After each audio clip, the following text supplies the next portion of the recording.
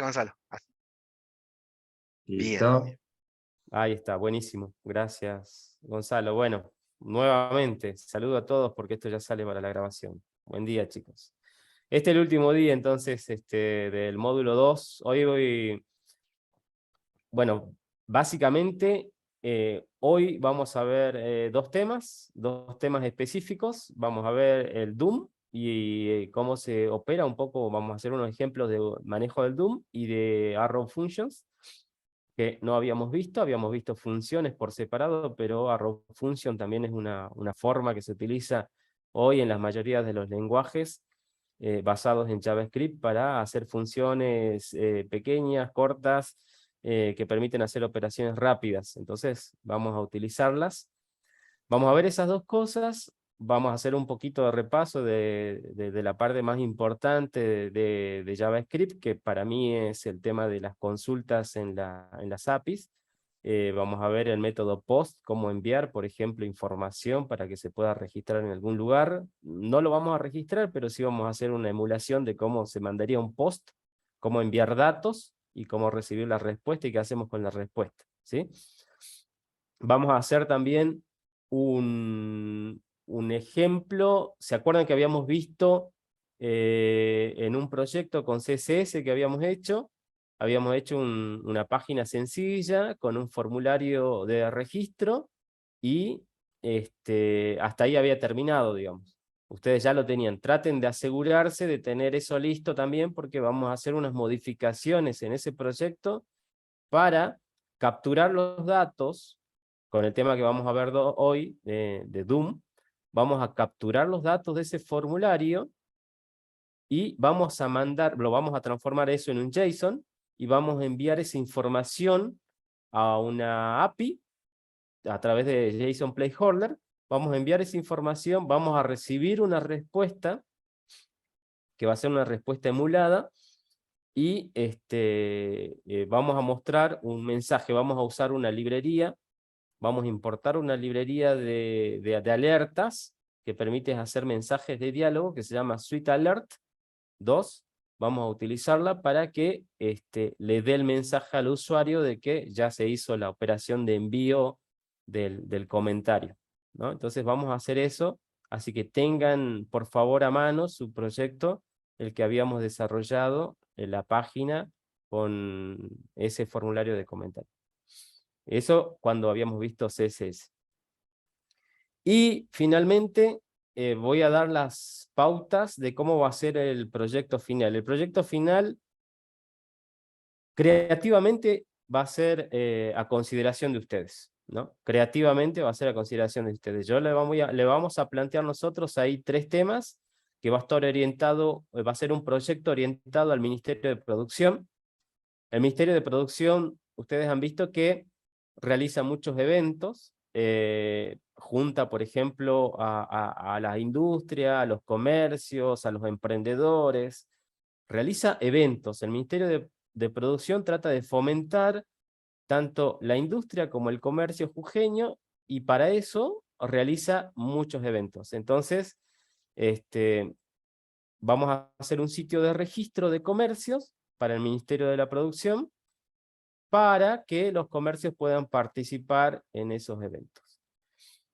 Entonces, si bien no va a ser una API que va a recibir esa información y lo va a meter en una base de datos, porque va a ser una API emulada, pero todo el diseño de lo que es el HTML, el CSS, el formulario, utilizar la API, también la van a utilizar ustedes. Entonces ahí, el tema del texto, de las imágenes, de si quieren utilizar videos, bueno, eso ya queda a consideración de ustedes. Busquen lo que más se adapta.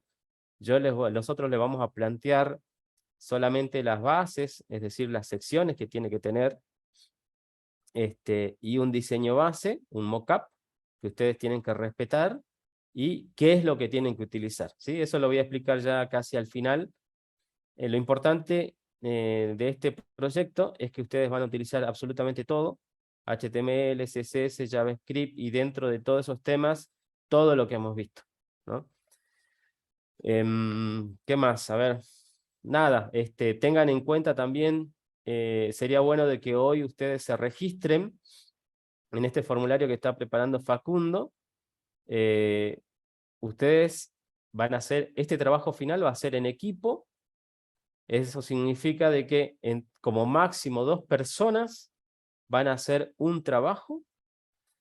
Los dos, es decir, si son 2, puede ser que si ustedes por alguna cuestión no pueden hacer de a 2 y van a estar de a 1, les recomiendo que lo hagan de a 2, ¿no? De a 1 por ahí, lo malo es que el criterio va a ser de 1 y sería bueno de que ustedes comiencen a compartir código principalmente, que también apliquen lo que vieron en el módulo 1 y comiencen a toparse con estos problemas de pisar código, de que surjan los conflictos, que los resuelvan. Por eso es importante que lo hagan de a 2, ¿sí? Entonces van a ver, se le va a disminuir la carga de trabajo, pero puede ser que también ocurran conflictos.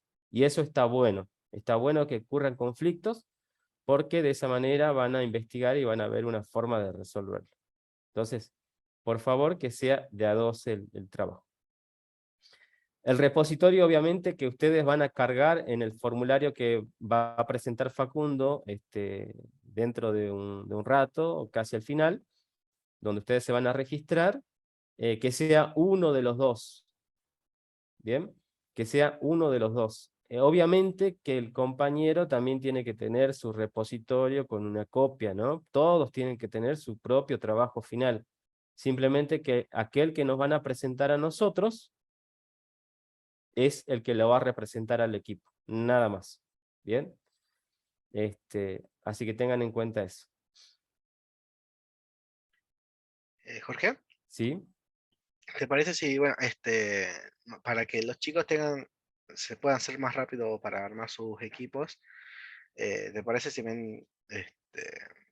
pensaba en dos opciones? La Sí. otra era de que aquellos que quizás no están seguros o no conocen a nadie para solicitar a formar equipo, no sé si armar otro formulario distinto en el cual lo armemos nosotros por forma particular a los grupos. Bueno, está bien, me parece bien. Arma un Listo. formulario que ya están los grupos y otro formulario para que se van a anotar solamente aquellos que no tienen equipo, o sea, no conocen a nadie, no se animaron, o etcétera, etcétera. La cosa es que están solos, pero quieren trabajar a par.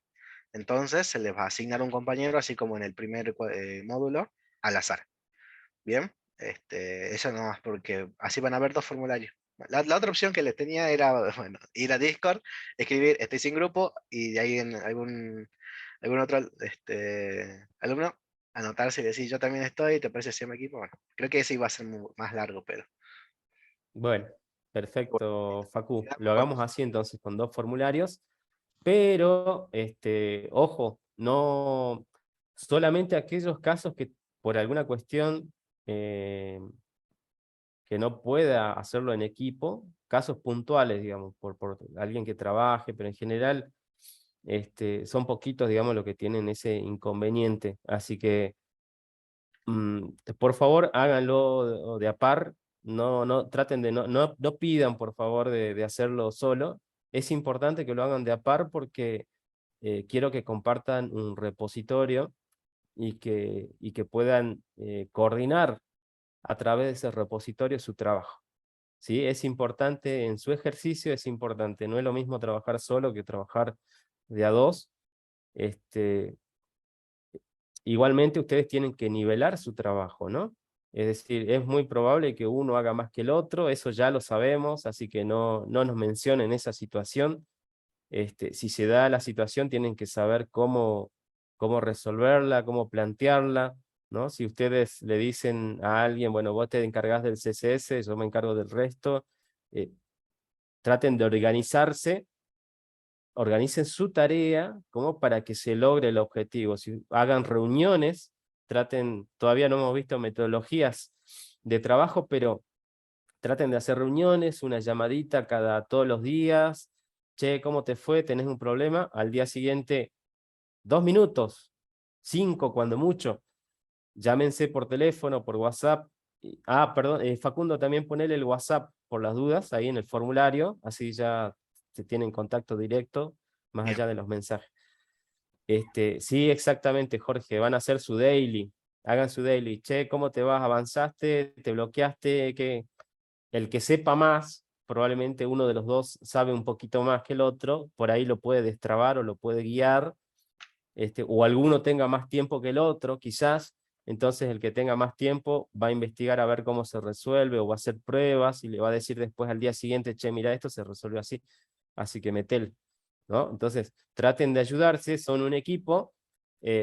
La cuestión no termina cuando ustedes dicen, vos haces el CSS, yo hago el resto. Eso no está bien, digamos. Esa división de trabajo no está bien. ¿Por qué? Porque ustedes mismos se están afectando si es que el que tomó la responsabilidad de hacer el CSS no cumple o no sabe cómo hacerlo. Puede ser que no sea una cuestión propia, sino capaz que es una cuestión externa, o si es propia, quizás realmente no logra poder hacerlo, entonces tienen que venir al apoyo ustedes, el que por ahí puede saberlo, entonces tiene que destrabar esa situación. Entonces, hagan esa daily, 2 minutos, che, ¿cómo te fue? ¿Pudiste hacer esto? Che, ¿cómo te fue? ¿Pudiste hacer esto? Dale, le metamos a la siguiente tarea. Entonces traten de organizarse. Ustedes ahí tienen secciones, ustedes van a dividir sus tareas. ¿Ah? Esa parte no la hemos visto acá, tendríamos que haberla visto, ¿no? Sería una parte importante, así que ya vamos a ver, vamos a dar, me parece, una clase de cómo organizar el trabajo, cómo utilizar una herramienta para que ustedes... Pero igual Facundo le estuvo hablando del tema, le estuvo tirando algunas herramientas. Por ahí Trello es una herramienta interesante como para que ustedes organicen, muchos capaz que ya lo saben, ¿no? Es una herramienta muy sencilla, basada en la metodología Kanban, donde ustedes ponen un grupo de tareas y asigna a cada una de las tareas un responsable. Y tienen estados, tareas por hacer, tareas en curso, tareas realizadas, entonces se van organizando de esa manera, ¿bien? Y así ustedes van viendo, es decir, si la otra persona ya terminó una tarea, entonces el que está quedando, digamos, como líder, o el que está organizando, o el que tiene más tiempo para enfocarse en eso, ya sabe y se queda más tranquilo porque ya se terminó la tarea y controla, ¿no? Entonces traten de manejarse de esa manera, es un proyecto chiquito, pero es un proyecto que lo va a ir haciendo cada vez más versátiles con este tipo de cosas. Bueno, vamos a ver, vamos a pasar el contenido y después volvemos a retomar el tema del trabajo final, así les queda claro a todos. Una aclaración antes, por favor, cuando se les dé más adelante el formulario de a pares, aquellos que ya tengan equipo, por favor, decidan uno de ustedes, uno del equipo, quién es el que va a cargar el formulario, para que no veamos los grupos duplicados nada más. Bien. Uno del equipo va a decidir cargar el formulario y va a cargar el nombre del otro compañero, bueno, y el repositorio. El nombre del repositorio también se les va a dar más adelante, no se preocupen. Solo estén atentos. Eso es todo. Bien, perfecto. Bueno, yo les voy a ir pasando para... Vayan abriendo un proyecto. Ahora vamos a ver el Doom. Les voy a ir pasando un pedazo de código para que ustedes lo vayan poniendo en su index HTML. Dentro del index que ustedes hagan van a pegar ese código. ¿Bien? Mientras van preparando eso, vamos a ir viendo un poco del tema de Doom. Bueno, a ver. Lo vamos a meter así. Voy a minimizar esto lo mando acá. Bueno, ¿qué es el Doom? ¿Ya vieron algo? Facundo les tiró algunas cuestiones, algunas cositas del Doom, le estuvo comentando, le habló del objeto element para manejar algunas cosas, pero bueno, vamos a verlo ahora en una presentación y ustedes ya lo tienen ahí en la plataforma, que es el Doom.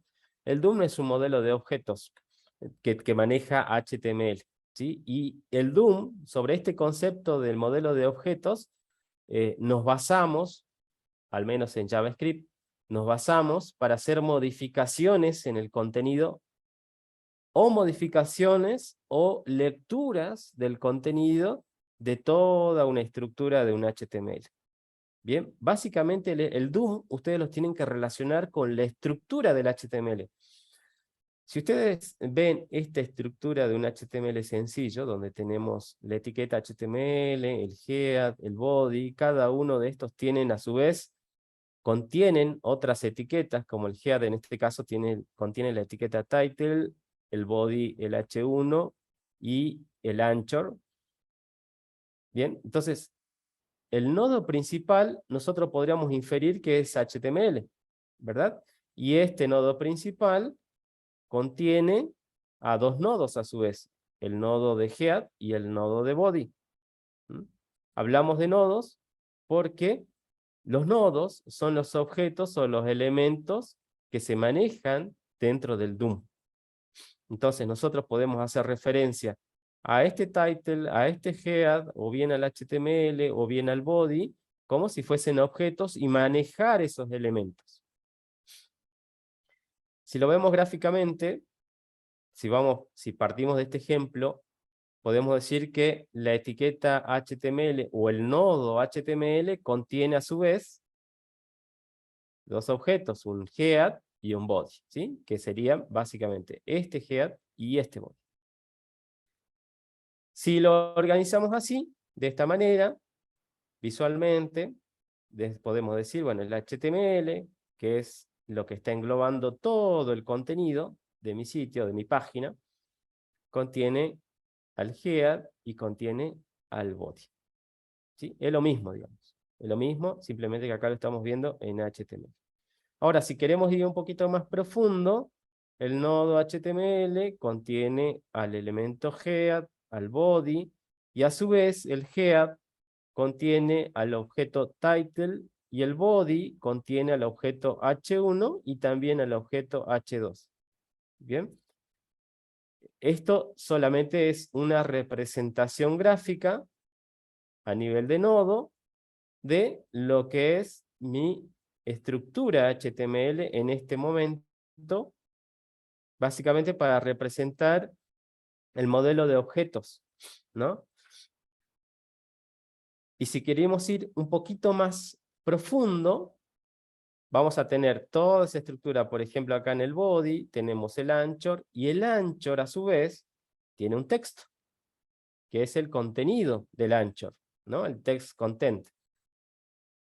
El H1 también tiene un texto. En este caso es mi título principal. También son objetos, son elementos que se pueden capturar de este objeto H1. Y dentro del head tenemos el title también tiene un texto. ¿Sí? Si lo podemos ver acá. Este title tiene este texto que dice mi página, el H1 contiene este texto, mi título principal, y acá el anchor también tiene el texto ir a Google. ¿Sí? Entonces, de esa manera, si nosotros lo vemos gráficamente de esta forma, podemos fácilmente entender cómo trabaja el DOM, cómo va separando cada uno de los objetos. Por eso es importante, para definir un objeto, por eso es que se abre la etiqueta y se cierra la etiqueta para definir un objeto. ¿Sí? Eso es muy importante. Si ustedes se olvidan de hacer el cierre de la etiqueta, entonces ese objeto no queda definido en el DOM, y por eso es que no responde después, no renderiza correctamente en el browser, o tienen problemas, digamos, con ese elemento, ¿no? ¿Cómo funciona? Nosotros vamos a poder tomar cada uno de estos objetos y manipularlo. ¿Manipularlo qué significa? En este caso yo tengo acá un HTML que tiene un H1, que ya está escrito ese H1. Pero puede ser que ese H1 no esté escrito, pero yo quiero agregarle a través de mi código JavaScript un H1. Quiero agregarle un título de forma dinámica.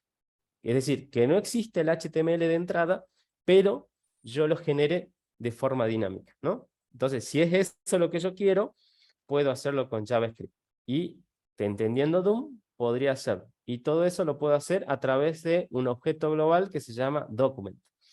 Entonces, con document, yo puedo acceder a los elementos del DOM y puedo tocar esos elementos, puedo cambiarles las propiedades, puedo leer el contenido, ¿sí? Nosotros vamos a ver lo básico de DOM, porque después en el lenguaje que viene, en React, ya no van a utilizar tanto esta forma, van a utilizar otra forma de hacer lecturas, tanto de formularios o de elementos de formulario, o hacer escritura en algunas etiquetas o los objetos que ustedes vayan a utilizar, pero ya no se va a utilizar tanto el DOM puro de esta forma.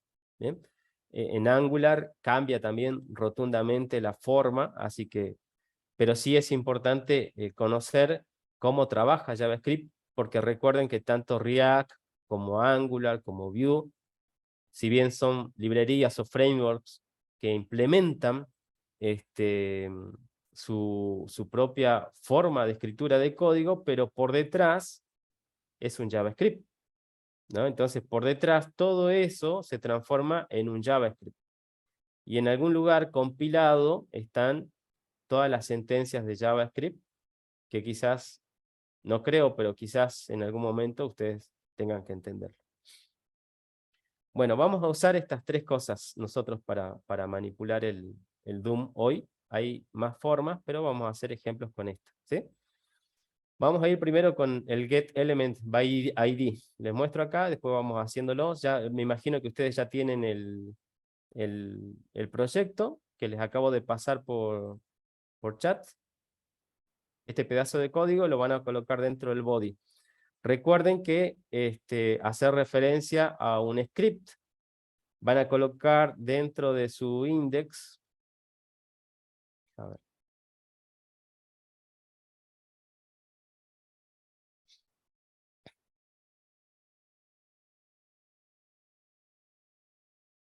van a abrir un index.html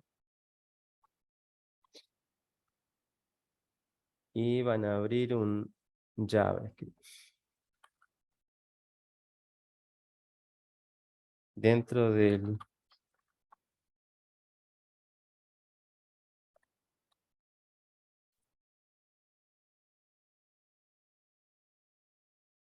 y acá van a poner a ver, voy a copiar mi porción de código acá. Vamos a ver primero, esta porción. Fíjense que acá tenemos un párrafo. Tenemos un título y dos párrafos, y después tenemos una lista desordenada con elementos li. ¿Sí? Entonces lo que vamos a hacer es ver cómo capturamos esta información, y después vamos a tratar de manipular esta lista de ítems. A ver, esto tiene nada más que esto. Ustedes fíjense que acá el script lo estoy poniendo al final, no por no por este ejemplo, pero sí en los ejemplos que vienen, vamos a colocar en el JavaScript un evento que necesita que se renderice primero el HTML y después recién ejecuta una acción. Entonces, por esa situación, ponemos este script al final y no en el head, ¿sí? Entonces, ahora ustedes van a hacer eso. Van a colocar el script al final para que ya les quede para el otro ejemplo. Bien, entonces van a ir ahí, van a hacer van a usar ese script. Ahora vamos a pasar al JavaScript. En el JavaScript le voy a pasar lo primero. Vamos a ver primero el getElementById. Cómo acceder a los elementos. ¿Sí? Fíjense que ustedes acá tenemos el método getElementById. El getElementById básicamente lo que hace es, voy a poner esto así, es recibirnos el nombre del ID del elemento HTML. Es un método del objeto document. Entonces, si yo le paso el ID del elemento HTML que me interesa, voy a almacenarlo dentro de una variable. Es decir, párrafo 1, básicamente, lo que me va a hacer es obtener el párrafo 1 de la vista, es decir, este párrafo, me lo obtiene de la vista y me lo guarda en una variable. Acá hay un ejemplo de cómo vamos a ver ese elemento en la consola y vamos a ver cómo podemos leer el contenido. La propiedad textContent básicamente lo que va a hacer es leerme este contenido. ¿Sí? Vamos a ver cómo funciona esto.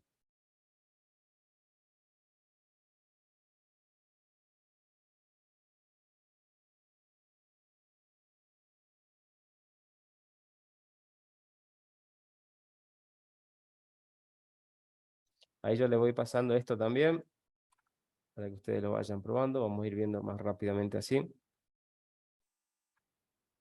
Ahí está. Vamos probando esas porciones de código, así ustedes también lo van probando en sus máquinas. Y fíjense, este es el HTML. En la línea 4, yo saco por consola el párrafo. Y fíjense que ahí me copia todo el párrafo, es decir, la etiqueta HTML. Fíjense, acá ya estamos en la línea 4. ¿No? Entonces me copia o me saca por la consola todo el elemento HTML. Y acá en la línea 6, yo le pido que me muestre solamente el text content. Es decir, el text content es esta porción que está dentro de las etiquetas P del párrafo. Entonces solamente me muestra esto. Entonces de esa manera yo estoy capturando el contenido del párrafo.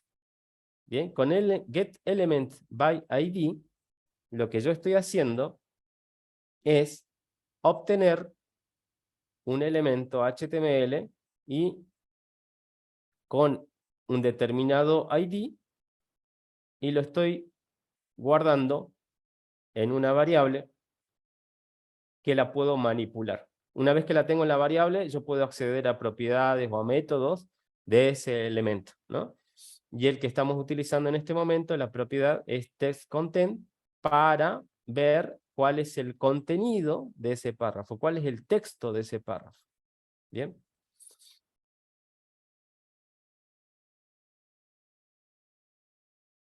Bueno.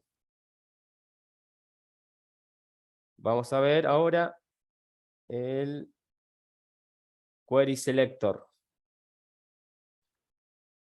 Acá les paso.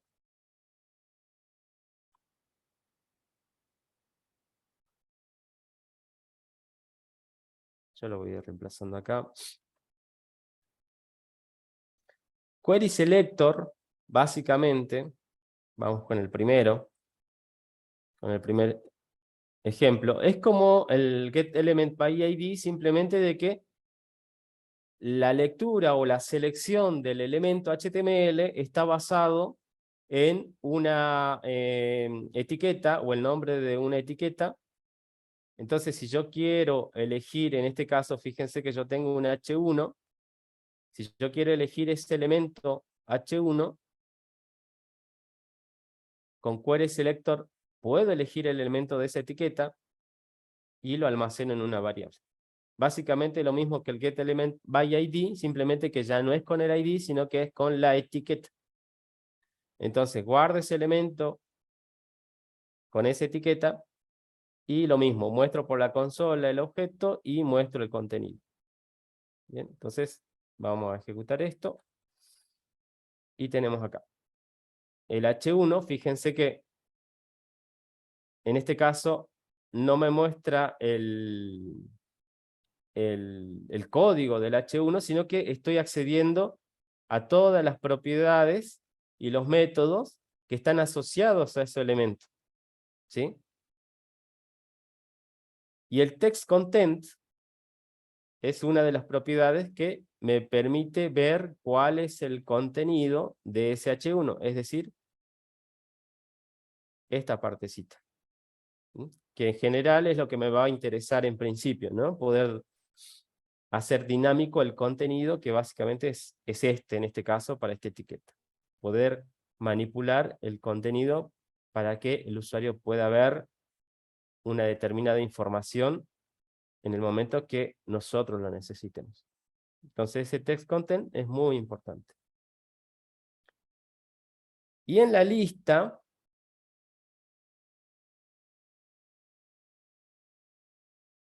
podemos usar el query selector pasándole una clase o el nombre de una clase. Fíjense que acá en la lista desordenada tiene la lista o la clase list.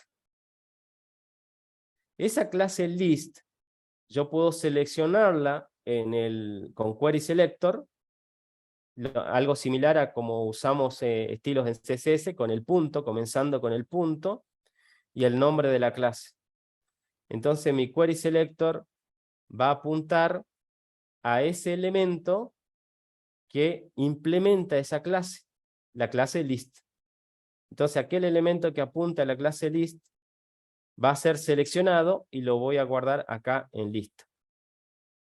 Lo mismo, muestro por la consola y muestro el contenido, ¿sí? Entonces acá vamos a ver qué es lo que pasa con este UL y vamos a mostrar el contenido.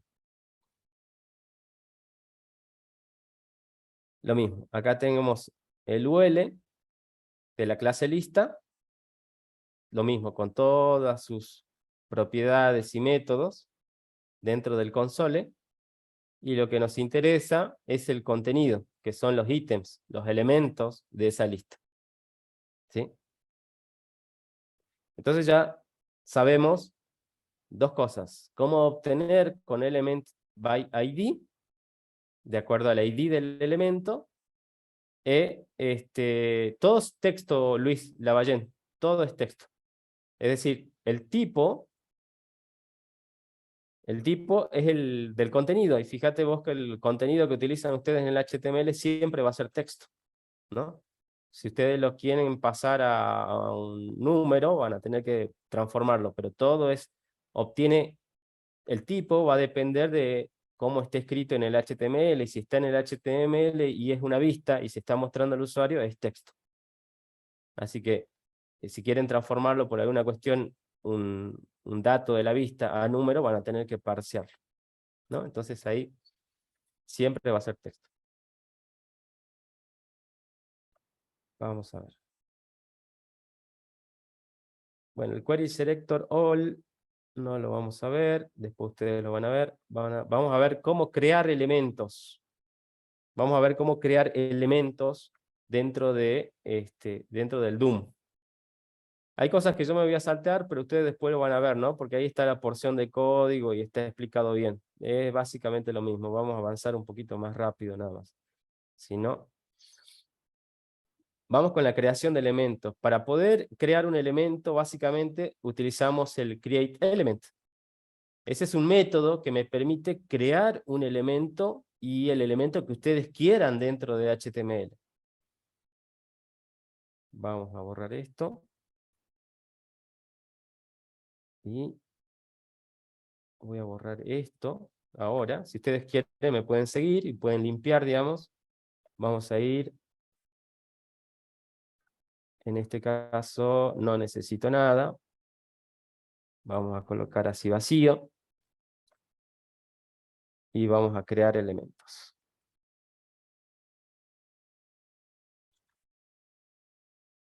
Bien, ahora les voy a pasar la primera parte.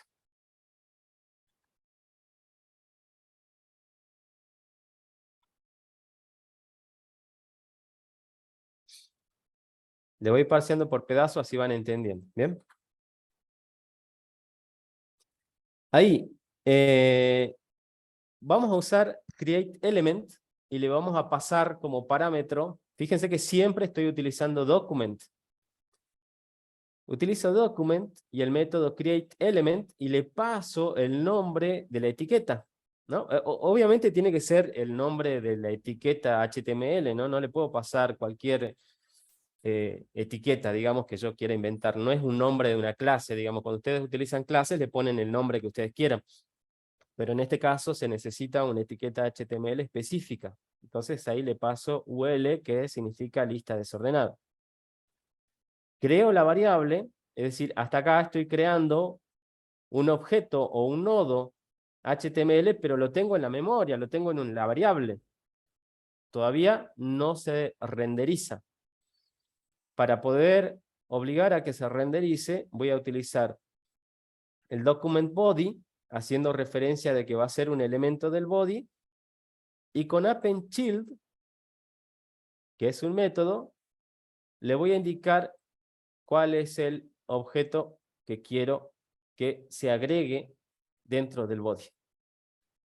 Bien, entonces con createElement voy a crear un nuevo elemento HTML y con append child voy a indicar cuál es el objeto que quiero que me guarde o me cree o me renderice dentro del body. Bien, entonces con esto lo guardo y vamos a ver acá. A ver, ¿qué pasó acá?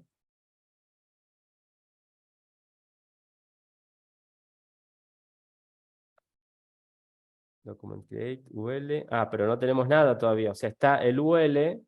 Vamos a ver acá.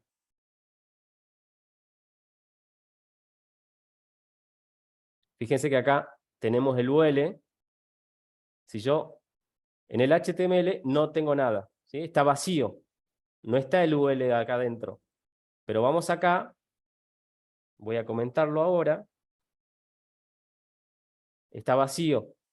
Mi body está vacío. Solamente tiene el script cargado. Pero ahora yo le digo que me cree el objeto elemento, el UL, y fíjense que se creó el elemento UL, y ese elemento está vacío. No me muestra nada acá porque está vacío, obviamente, la lista, ¿no? Entonces ahora tenemos que agregarle, fíjense que yo cuando me posiciono sobre UL, ahí me está marcando la ubicación, ¿no? Ahora le vamos a agregar algunos elementos a ese UL. Ahí les paso la porción para que ustedes también puedan ir haciéndolo. Vamos a esa siguiente parte.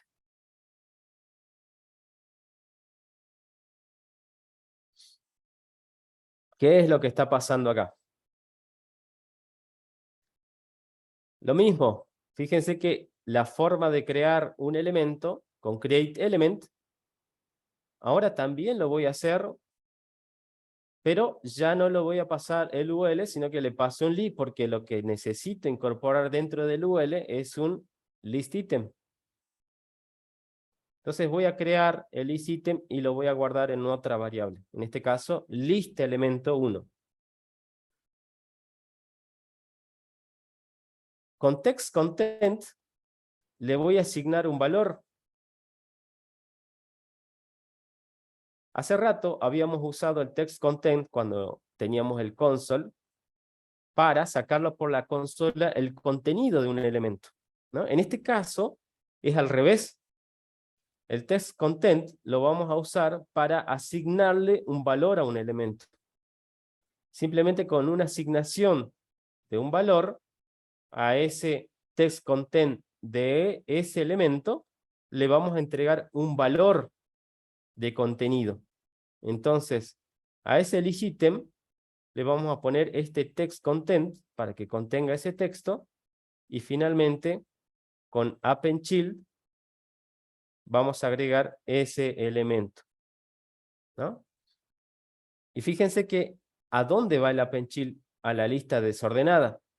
Nosotros teníamos este UL que lo llamamos lista desordenada, y esa lista desordenada le agregamos, es decir, ahí adentro de la lista desordenada, le agregamos con append child el lista elemento 1. Básicamente lo que ustedes están haciendo es, si ustedes tenían este UL, el append child dice, bueno, a este UL que es el padre, le vamos a agregar el list item. ¿Sí? Y este list item es el objeto hijo de la lista desordenada. Entonces eso es lo que está haciendo. Eso es lo que se está haciendo acá. Y acá abajo lo mismo, simplemente que vamos a agregar otro elemento con otro contenido, ¿sí? Otro list item. Entonces vamos a guardar. Y fíjense que ahí ya nos aparecen los dos list items.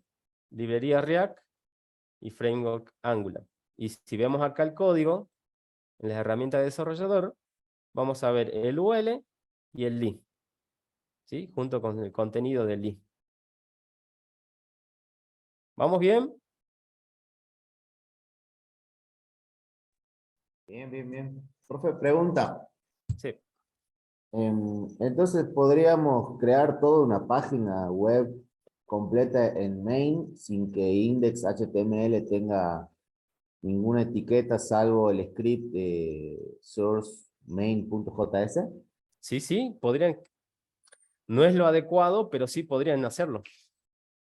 Es Ajá. decir, generalmente un sitio tiene que tener partes estáticas y tienen que tener partes dinámicas, siempre.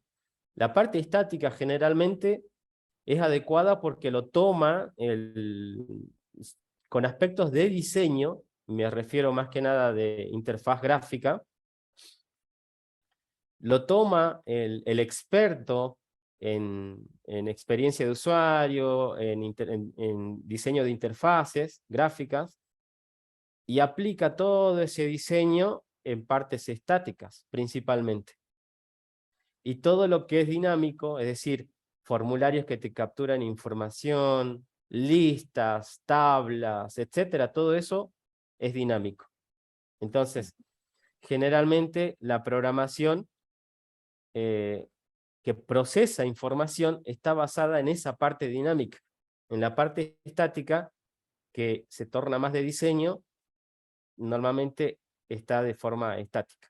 Entonces, porque es muy difícil que ustedes como programadores se pongan a programar etiquetas que van a responder a un determinado estilo de forma dinámica. Entonces, no es lo adecuado siempre lo dinámico, también tiene su criterio, digamos, ustedes tienen que saber definir qué parte va a ser dinámica y qué parte va a ser estática, ¿no? Pero buena pregunta, ¿sí podrían hacerlo? Sí podrían hacerlo.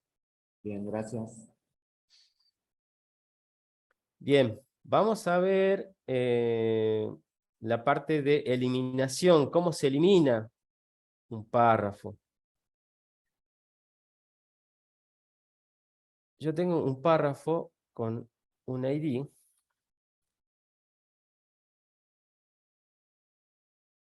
y ahora les paso a ustedes un párrafito cualquiera.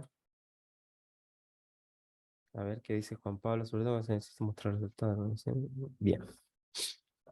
Gracias, Juan Pablo. Pongan un párrafito cualquiera, pero el ID, fíjense, ahí le acabo de pasar ese párrafo, el ID se llama párrafo a eliminar, ¿sí? Si yo renderizo en este momento esto, voy a ver algo como esto. Voy a borrar esta parte, así no nos mareamos, vamos punto por punto. Yo tengo ese párrafito que acabo de poner, y ahora ese párrafo ya está renderizado. Pero supongamos que yo lo quiero eliminar dinámicamente. Yo no lo quiero ahí por alguna cuestión, ¿no? Puede ser que ese párrafo sea, por ejemplo, puede ser un link solamente para usuarios registrados, ¿no? Este párrafo. O puede ser información para usuarios registrados, y yo no quiero que se muestre, ¿no? Entonces, puedo eliminar ese contenido a través de un remove child, que se los paso acá.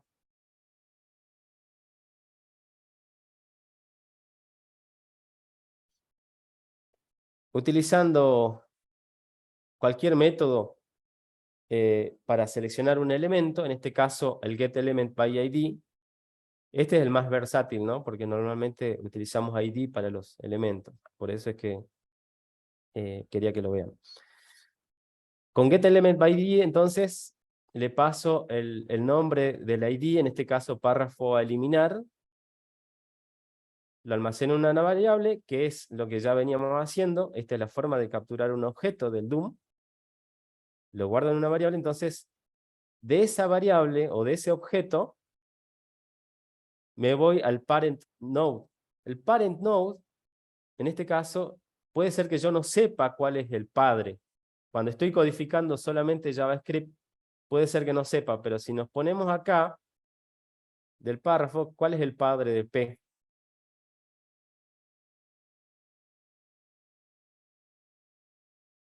¿Cuál es el nodo padre de P?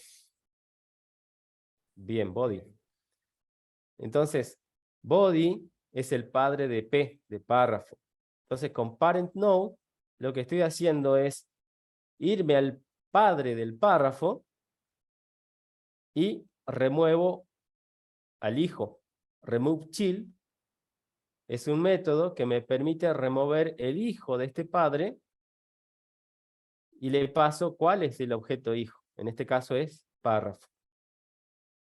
Entonces, si yo hago eso, directamente ya no me muestra. Y fíjense acá en los elementos del HTML, acá en las herramientas de desarrollador, ya no está. Básicamente lo quitamos del elemento, de los elementos HTML, ya no existe. ¿Bien?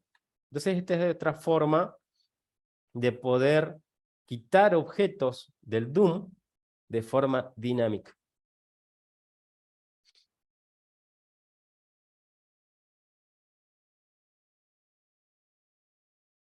Vamos a ver cómo obtener datos de los inputs. Volvamos acá. Voy a borrar esto. Ya les pasé eso, ¿no?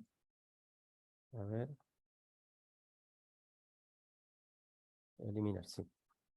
¿Qué pasa si no pongo el nodo padre sabiendo que por ID ese elemento es único? Siempre va a haber un padre, Luis Lavallem. Siempre hay un padre, digamos. ¿No? Siempre hay un padre que va a ser el HTML, o es el body, o es el HTML, pero siempre va a haber un padre. Siempre se tiene que mencionar al padre, porque append_child es un método que indica quién es el hijo. Entonces, no importa si no sabes quién es el padre. Lo importante es que vos utilizas el método append_child para eliminar un elemento, ¿no? Vamos a borrar este párrafo. Y ahora vamos a ver formularios. Vamos primero con cómo asignamos valores a los inputs.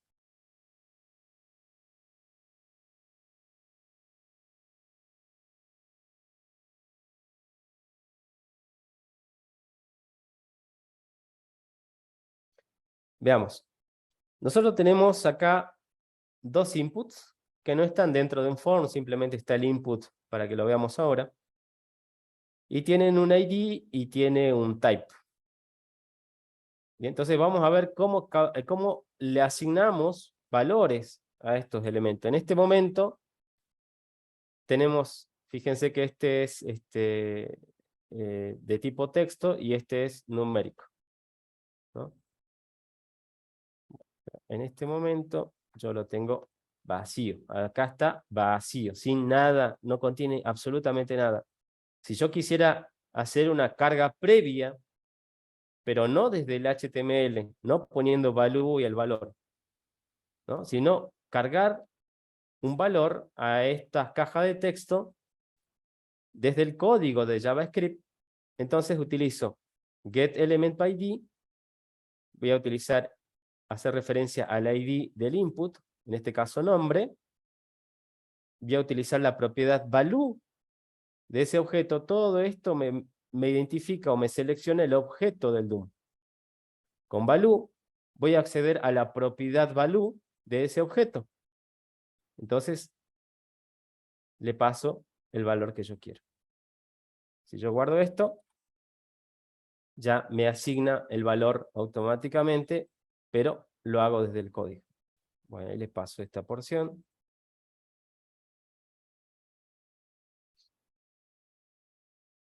A ver. Y le paso el HTML, que no sé si les pasé.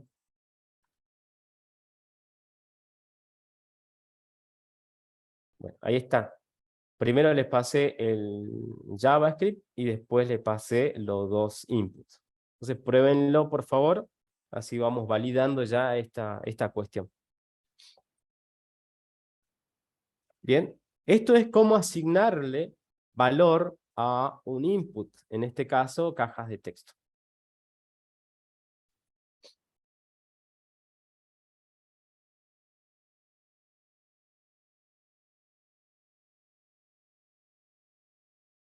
Ahora vamos a ver cómo obtenemos los valores del input.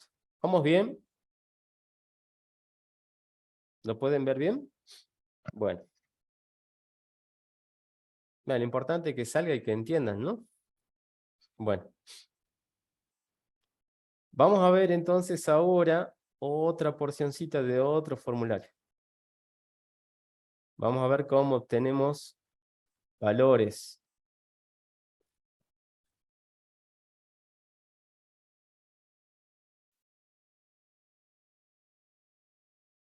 Ahora les paso esta porción.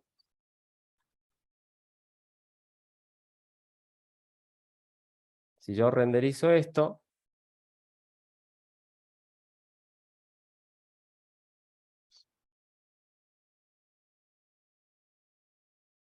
tengo dos campos y un botoncito. Tengo un label, un input, un label, un input y un button.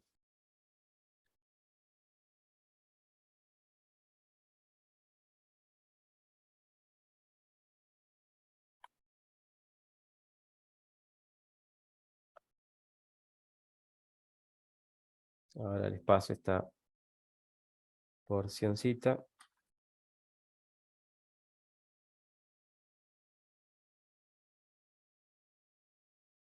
Y acá va el JavaScript que corresponde a cómo obtener datos de un formulario.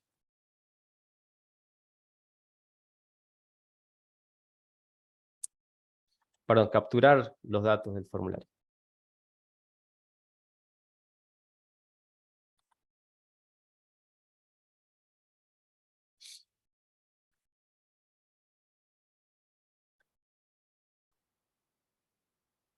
Bueno, acá vamos a ir a la consola.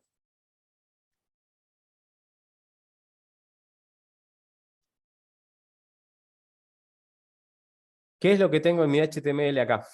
¿Cómo hago? Ahora lo que yo quiero es al revés, no asignarle un valor al campo, sino que el usuario cargue un valor acá, cargue un valor con el teclado y que cuando presione enviar me muestre en la consola o me capture esos valores y me lo muestre por la consola. ¿Bien? Entonces acá en el formulario yo tengo un input con un ID name y después tengo otro input con un ID surname y tengo un botón. Y si se fijan acá, tiene un evento onClick, que enseguida vamos a ver esta parte del onClick. ¿Sí? Ahora vamos a ver eventos, y ahí les va a quedar más claro, pero tampoco es difícil de entender. El onClick, básicamente, me está indicando de que cuando se haga clic sobre este elemento button, ejecute este método. En este caso, getValueInput. El getValueInput lo tengo que tener definido dentro de main. Es decir, dentro de mi JavaScript. Esta función, getValueInput, tiene que tener alguna acción. Y esa acción que va a tener, básicamente va a ser la lectura de estos dos elementos, inputs, y mostrármelo por la consola. Entonces vamos a ir al main. Y acá vemos. En este caso, también lo vamos a ver enseguida, pero es una funcioncita flecha. Imagínense que ustedes que acá dice function captura valores. ¿Sí? no hagan caso todavía a esta línea, enseguida les voy a explicar bien cómo funciona las funciones flecha, ¿sí? Las arrow function. Pero básicamente esto es como escribir function captura valores o function get value input, ¿sí? Es lo mismo. Entonces, en las primeras dos líneas voy a hacer la captura de esos dos elementos. Utilizo query selector en este caso y le paso numeral name para hacer referencia al, en este caso al ID. Con query selector tengo que poner el numeral para capturar y utilizo la propiedad value de ese objeto para obtener el contenido de ese objeto del DOM. Tomo ese valor y lo guardo en una variable. Lo mismo con surname, lo guardo en otra variable y después simplemente lo muestro, ¿sí? Básicamente lo que estoy haciendo es, del objeto del DOM con ID name, tomo su valor, lo guardo en una variable y lo muestro.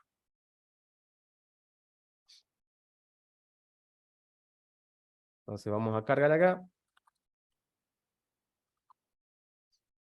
Ponemos enviar y nos muestra ahí, fíjense, línea 8 y línea 9, que son donde están nuestros consoles. Entonces ya tenemos la captura del valor de, en este caso, dos inputs. Si yo puedo capturar valores de los inputs, significa de que ya puedo transformar estos en un JSON y los puedo mandar a una API, o puedo manipular esa información. Si es texto lo puedo pasar a número, ¿sí? Ya puedo hacer todo lo que hemos visto. Entonces, esta parte es muy importante para que ustedes puedan capturar información de un formulario, ¿no? Eventos.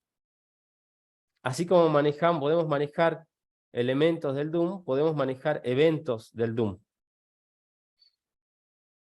Hay distintos tipos de eventos. Acá yo les pongo un link donde ustedes pueden ver los eventos que se pueden manejar, pero lo más clásico son eventos con el mouse, como clic, doble clic, posar el cursor o poner el cursor arriba de un elemento. Eventos del teclado como presionar o soltar teclas. Eventos de formularios como enviar o resetear. Eventos de campo de formulario, seleccionar, enfocar, desenfocar elementos del formulario. Eventos de la ventana como cargar, hacer scroll. Bueno, todos esos elementos son los que se usan normalmente. Y acá ustedes van a poder ver en la documentación de Mozilla un poco más y van a poder ampliar un poco más el tema de eventos. ¿Cómo funciona eventos? Eventos no vamos a ver mucho. Lo que a nosotros nos interesa es poder capturar el evento click principalmente. Y hace rato vimos una forma, ¿no? Con este ejemplo hay muchas formas, pero esta es una forma, por ejemplo, de capturar un evento para que vaya un método específico. Nosotros podemos utilizar, de acuerdo a un elemento o un objeto del DOM, podemos usar add-event-listener y básicamente nos permite asociar un evento a una determinada función. Esa función, fíjense que este método add-event-listener tiene dos parámetros. Puede tener un tercero, pero nosotros vamos a usar dos. Por un lado, el evento, que quiero escuchar. El event listener básicamente escucha eventos de un determinado objeto. Yo defino de que un objeto que quiero, voy a poner un escuchador, un event listener, para que si ese evento se produce, se ejecute una determinada función. Bien, ese controlador, que básicamente es una función, se va a disparar cuando ocurre el evento. Esta es la definición de event listener. el evento que quiero está permanentemente escuchando eventos de ese elemento o de ese objeto del DOM. Cuando se produce un evento, se ejecuta una acción o una función. Fíjense acá, tenemos un button con un ID, y en el JavaScript, ¿qué es lo que tenemos? ¿Qué es lo que hacemos? Obtenemos con el element by ID ese botón, lo asignamos una variable, y luego con add event listener le decimos que esperamos un evento click, y cuando ocurre ese evento click, que se ejecute onClick. OnClick es una función que va a recibir un evento. Este event tiene una serie de propiedades y de métodos también de ese evento que podría llegar a utilizar. En este caso, esta función lo que hace es cambiar el background color de ese botón o de ese elemento. Cuando se pone this en este caso, en este ámbito, está haciendo referencia al elemento botón. Bien, entonces en este caso solamente lo que hace es cambiarle de color. Acá tienen varios eventos que ustedes después van a poder, cada uno tiene su link, y van a poder ustedes practicar. Espérenme un segundo, chicos.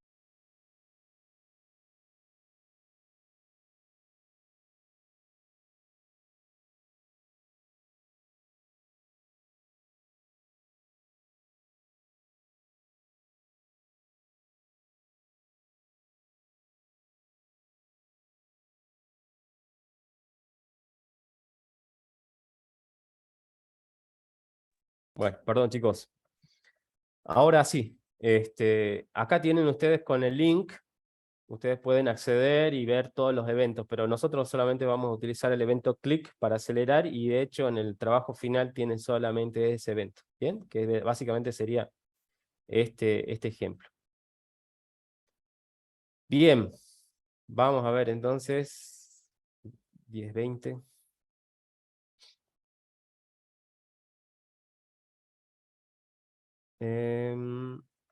Creo que nada más, no tenemos más nada, ¿no? A ver, sí, listo. Vamos a ver ahora el tema de arrow functions. Vamos a quitar esto del DOM. Voy a limpiar esto. Y voy a limpiar esto también.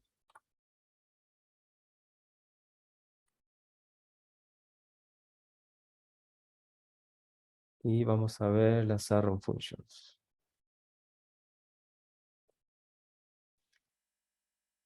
Bueno, básicamente es lo que nosotros veníamos haciendo de funciones, la forma en que habíamos visto de cómo escribir una función, se sigue manejando, o al menos en Node todavía se sigue utilizando, pero también es combinada con una nueva forma, con ECMAScript 6, donde introduce las arrow function como una forma de escribir una función de una manera más concisa, es decir, más simplificada, y que no esté separada, digamos. Por ahí a veces se necesita porciones de función que estén dentro del código, y que sea reutilizada dentro de esa porción del código. Entonces por ahí es más práctico y es más útil utilizar estas arrow function. Entonces es importante que ustedes la sepan. En sí cambia la notación, pero la forma, básicamente, el funcionamiento de una función sigue siendo la misma, ¿no? Hay distintas formas de usarla, por ejemplo, con un solo parámetro. Esta primera parte, básicamente, vamos a ver acá, ¿dónde está?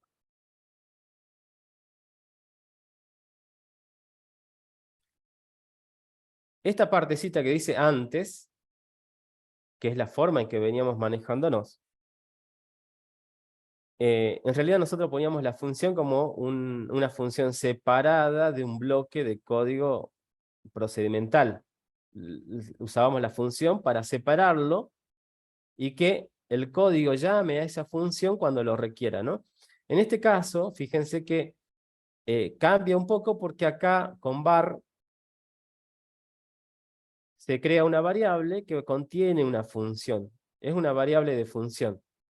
Entonces con function, en este caso, recibe un parámetro y se retorna un valor, un hola concatenado con ese parámetro que está recibiendo. Entonces con el console, básicamente si llamo a esa función, en este caso saludo, el nombre de la función y le paso el parámetro, me imprime ese hola y el nombre que le estoy pasando. ¿Sí? Eso es como se usaba antes, y que todavía van a seguir viendo código. Es compatible todavía con ECMAScript 6, antes de ES. Se puede poner este tipo de notación y no hay ningún problema. ¿Sí? Pero hoy normalmente los desarrolladores están utilizando arrow function, entonces para poder hacer lo mismo,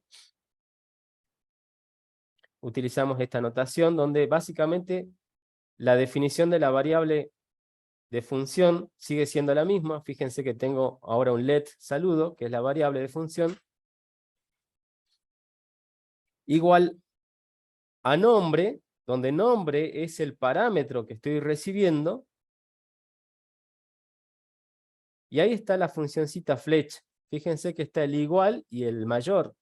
Esa funcioncita flecha me está indicando de qué es lo que me está separando básicamente en este caso el parámetro y el retorno de la función. En este caso el retorno de la función va a ser hola y el parámetro que recibí, concatenado con el nombre, con el parámetro que estoy recibiendo.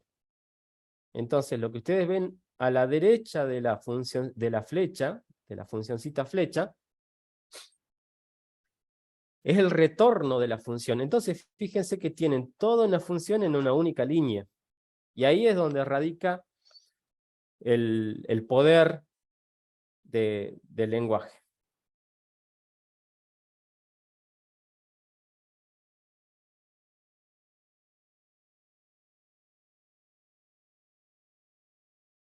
Bueno, chicos, entonces, en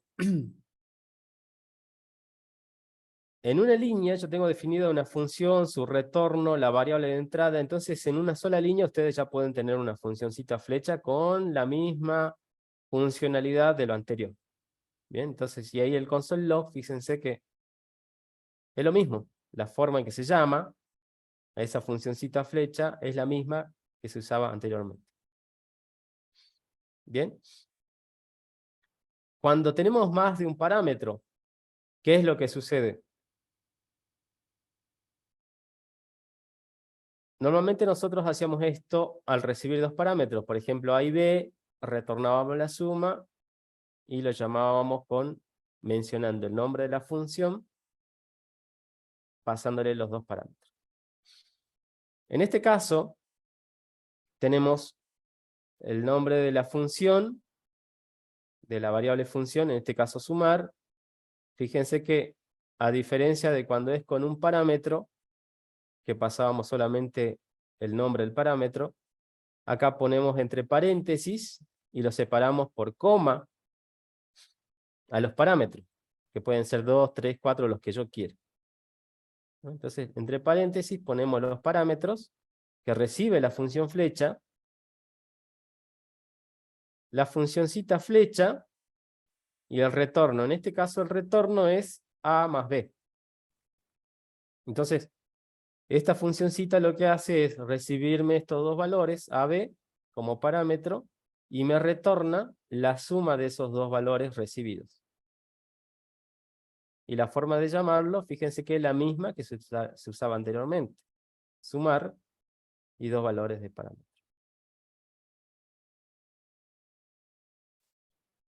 Vamos a ver acá. Función sin parámetros. Esta era la forma que veníamos haciendo. Tenemos una función sin parámetros, abrimos, cerramos paréntesis, tenemos un retorno y invocamos a la funcioncita. Ahora, básicamente, es casi lo mismo, simplemente que como no hay parámetros, tenemos que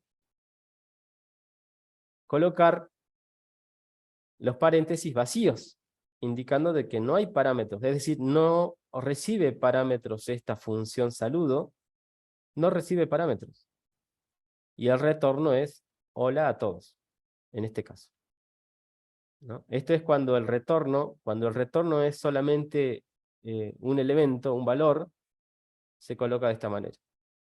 La forma de invocarlo es lo mismo que teníamos anteriormente. Ahora, cuando tenemos, en este caso, nosotros teníamos una sola línea de retorno, es decir, había una sola sentencia, ya sea de retorno que permita hacer el cálculo, pero el retorno era una sola línea. Ahora, cuando tenemos que procesar, ya sea los parámetros o hacer un algoritmo que lleva más líneas, entonces ya no se coloca de esta manera en una única línea, sino que vamos a ocupar más líneas. Y esas funciones tienen cuerpo. Ese cuerpo donde está definido el algoritmo antes de hacer el return, antes de retornar un valor de la función, fíjense en este ejemplo, ahora les paso el código para que lo prueben. Básicamente lo que se hacía era definir la funcioncita, recibe un parámetro, en este caso HR, que es la hora, HR de hora. Si la hora, y tiene una porción de lógica acá, un algoritmo, que dice si la hora es menor a 12, entonces retorna buenos días, y si está entre 12 y 20, retorna buenas tardes, y si es mayor a 20, retorna buenas noches. Y se llama la funcioncita saludo hora. Y le pasa la hora. La hora es, en base a estas variables, se obtiene con new date, se obtiene la fecha, y la hora con getHours, ese método, para ese objeto de fecha, me permite obtener la hora del día. Entonces eso es lo que yo mando acá como parámetro a la función saludo3. Entonces en base a eso me va a retornar un valor buenos días, buenas tardes o buenas noches. Ahora, ¿cómo se hace? Con la funcioncita flecha. Lo mismo, el tema de fecha y hora es lo mismo, simplemente que la notación de la función flecha es diferente. Acá con function recibo un parámetro, bueno, acá lo mismo, simplemente que no se escribe function. En la variable arrow function saludo3, le indico con paréntesis cuál es el parámetro que va a recibir, que es HR. La funcioncita flecha me va a indicar qué es lo que se va a ejecutar dentro de esa función. Y adentro, entre las llaves, que es el cuerpo de la función, voy a ejecutar mi lógica. Y es la misma lógica de arriba, la misma lógica. La forma de llamarlo es la misma. Saludo 3 y le paso la hora. ¿Bien? Bueno, vamos hasta ahí. Voy a pasar la porción de código. Vamos con la arrow function, esta que está completita. La voy a pasar.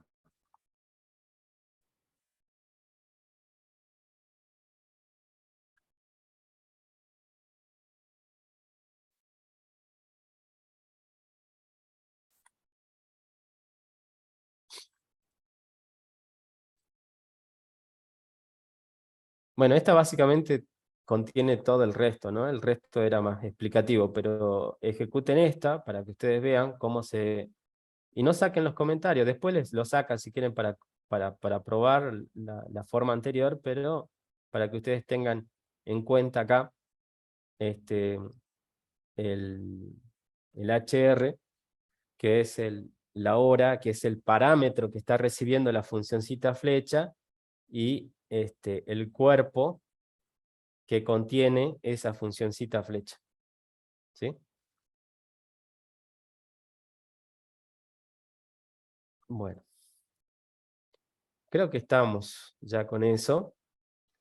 Lo de promesas, entiendo que, Facu, creo que ya habían visto, ¿no? Ya pudiste el sábado pasado ver, el sábado, el Vimos miércoles. promesas, repasamos Fetch, pero lo que no avancé, porque no estaba seguro si ya lo habíamos visto, era la parte de Sync y Async y Await.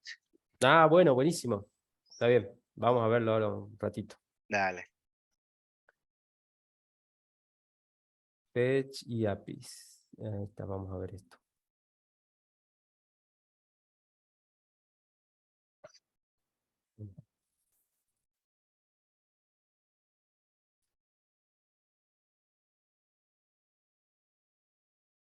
Bueno, esta parte sí ya lo habíamos visto.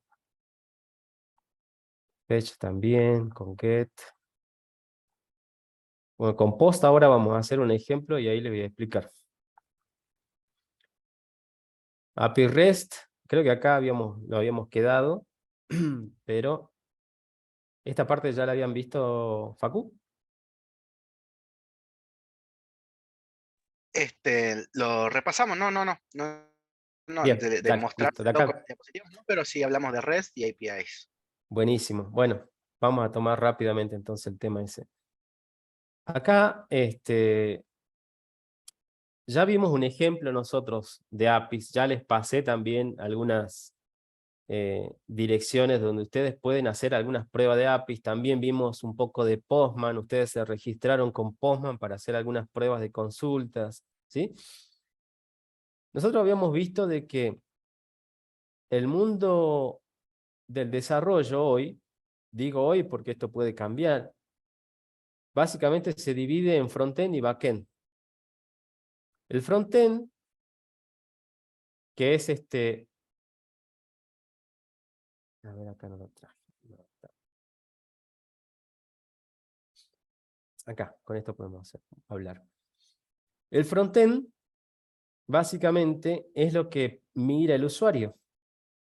Cuando el usuario ingresa a una página, a un sitio, y se quiere registrar, por ejemplo, en un sitio, necesita ver un formulario, necesita ver algo visible para poder cargar esos datos. Eso que ve el usuario, esa información que él carga, tiene que viajar a algún lugar y procesarse. Normalmente eso se procesa en otro sistema que es el backend. El backend va a tomar esa información y la va a guardar en una base de datos, o la va a procesar, o la va a calcular, o la va a enviar a otro lugar. Por ejemplo, si ustedes están haciendo una compra, van a mandar los datos de la tarjeta, el backend va a redirigir eso, puede llegar a redirigir esos valores a otra compañía que tiene otro backend. Por ejemplo, si ustedes quieren validar con Visa directamente, esos datos viajan a Visa, la tarjeta Visa, ¿no? Valida y le dice si están bien los datos de la tarjeta, están bien los márgenes que tiene para la compra, es decir, tiene dinero disponible o saldo disponible para hacer compras ese usuario, y te digo a vos o al servidor de la empresa, al backend de la empresa, estás habilitado para hacer el cobro. Entonces la empresa cobra, registra la venta y le entrega un resultado al cliente diciéndole tu compra fue exitosa. Y acá se definen dos cosas. Una cosa es el backend y otra cosa es el frontend. El frontend, ¿qué es lo que estamos haciendo nosotros? Poder capturar, mostrarle al usuario una página, capturar sus datos, y esos datos necesitamos mandárselo al backend para que los procese. Eso es lo que intentamos hacer. Entonces las APIs, ustedes en este momento no desarrollan APIs, pero pueden consumir APIs. Consumir APIs significa de que ustedes pueden obtener información de esas APIs o pueden mandar información a esas APIs. ¿Sí? Como desarrolladores front-end. Cuando veamos Node, ustedes van a poder hacer el sistema backend, es decir, el sistema que va a recibir información o el sistema que va a enviar información para el frontend. Bueno, teniendo en cuenta eso claro,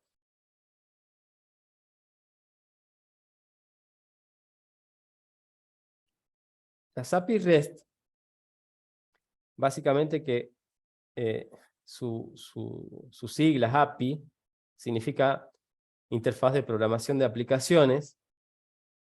La función principal de una API es poder conectar aplicaciones.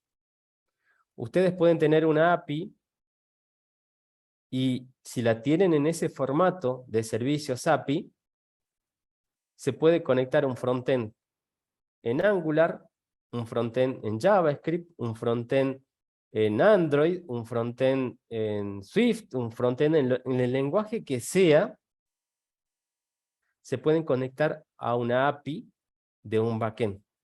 ¿Sí? Entonces, la principal versatilidad que tiene las APIs es que es multiplataforma. Ustedes programan, es más, al cliente no le interesa en qué está programada la API. La API puede estar en Node, puede estar en Java, puede estar en cualquier lenguaje,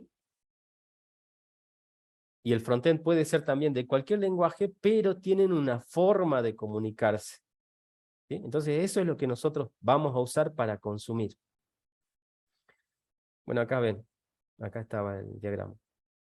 Tienen distintas plataformas en distintas tecnologías que se conectan a la API. La API está disponible para todas esas tecnologías y interactúa con una base de datos. Hay 4 operaciones básicas de las API REST. Get, que permite obtener información de una API. Post, que me permite empujar o guardar información o crear nueva información en una base de datos. Un put, que me permite modificar o actualizar un registro, un formulario o lo que sea. Y delete, que me permite eliminar. Esas son las 4 operaciones básicas que me permite hacer las REST APIs.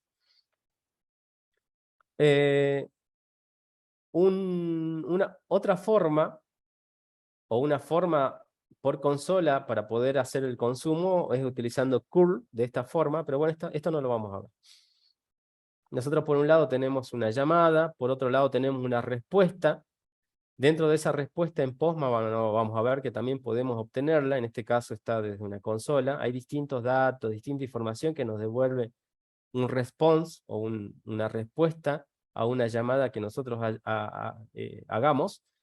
En este caso esto es un request, una llamada, esto es un response, toda la información que nos devuelve. Los headers, que son todos los metadatos que nosotros o enviamos o recibimos. Los headers están tanto en el envío como en la recepción. Acá tienen 3 links para interactuar, para probar. La Star Wars API, JSON Placeholder y Pocket API. Los 3 están interesantes, pero el más sencillo de entender y fácil de aplicar es JSON Placeholder, aquellos que recién están empezando. Entonces van a entrar a JSON Placeholder y ahí van a comenzar a probar, a toquetear el consumo de APIs, ¿sí? El resto, bueno, también lo pueden usar, pero este es el más sencillito, digamos.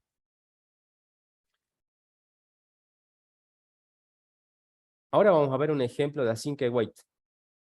Porque Fetch ya lo vimos, y ya lo repasaron también con Facundo. Ahora vamos a ver Async Await, que es una nueva forma que también viene con ECMAScript 6 para poder hacer llamadas asincrónicas a las APIs. En realidad se puede utilizar para varias cosas Async Await, pero básicamente nos permite ordenar algunas llamadas, hacerlas más sencillas, utilizando promesas.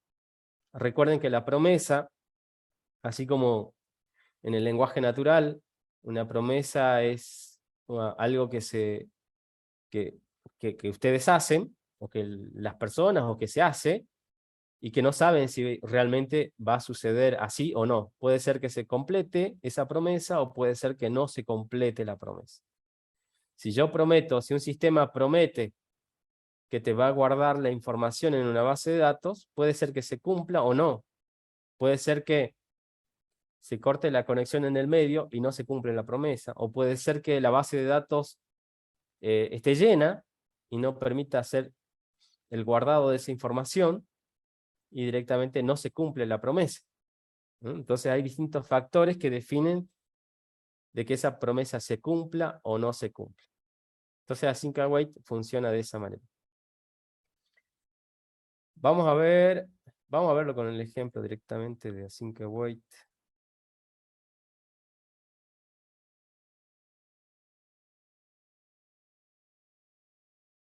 Bueno, tengan el index peladito, vacío,